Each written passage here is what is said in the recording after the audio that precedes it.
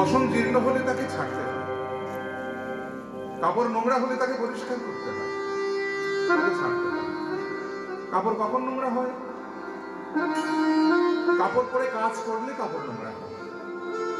আপনি যদি বেনারসি পরে ধরুন বিয়ের খাটে কোণে সেজে বসে আছেন, বেনারসি নোংরা হবে কি? হবে না। কিন্তু ওই বেনারসি পরে আপনি যদি ঝাঁটা হাতে নিয়ে উঠান ঝাঁট দিতে লাগেন, বেনারসি নোংরা হবে।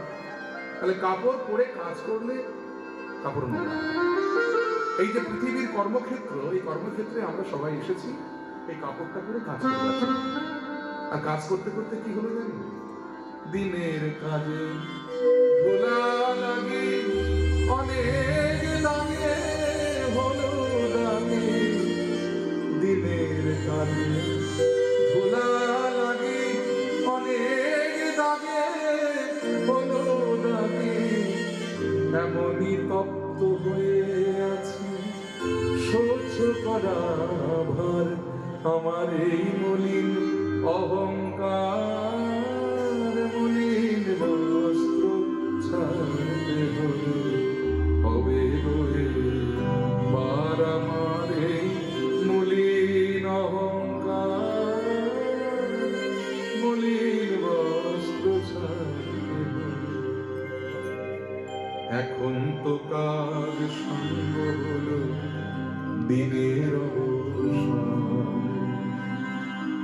হলো গো তার আসার সময়, তাই আশা এলো প্রাণ।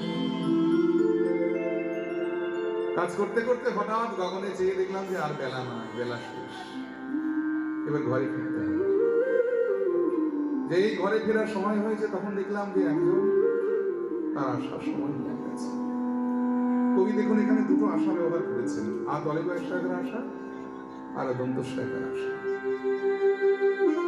আ তালিবায় সাহেবের আশা মানে হৃদয়ে আশা জাগলো, কি না আ দন্ত সাহেবের আশা, তার আসার সময় হয়ে গেল।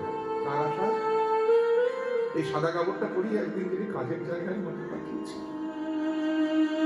তাই তো কবি বলেছেন, এখন তো কাজ সাঙ্গ হলো দিনের অবসান, হলো গো তার আসার সময়, তাই আশা এলো প্রাণ। তবে স্নান করে আয় এবার, তবে প্রেমের বসন করতে হবে। আমরা যেমন মন্দিরে গেলে অশুদ্ধ দেহে যেতে পারি না, অশুদ্ধ বস্ত্রে যেতে পারি না, তেমনি সেদিন যেখানে যেতে হয় আমাদের, সেই যাওয়ার সময় স্নান করে দেহটাকে শুদ্ধ করতে হয়। এই জন্য দেখবেন চারজনা কাঁধে করে শ্মশানে নিয়ে গিয়ে আগে তেল হলুদ মাখিয়ে দেহটাকে সুন্দর করে স্নান করা।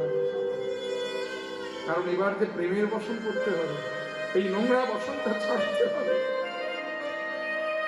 প্রেমের বসন করতে গেলে আমি যে দেহটাকে শুদ্ধ করতে হবে। অতএব স্নান করে এবার, তবে প্রেমের বসন করতে হবে। আর সন্ধ্যাকালে কুসুম তুলে গাঁথতে হবে হার, আমার আর সময় নাই রে আর মলিন বস্ত্র ছাড়তে হবে। ওরে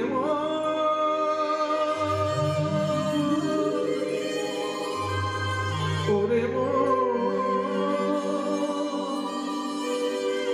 ওরে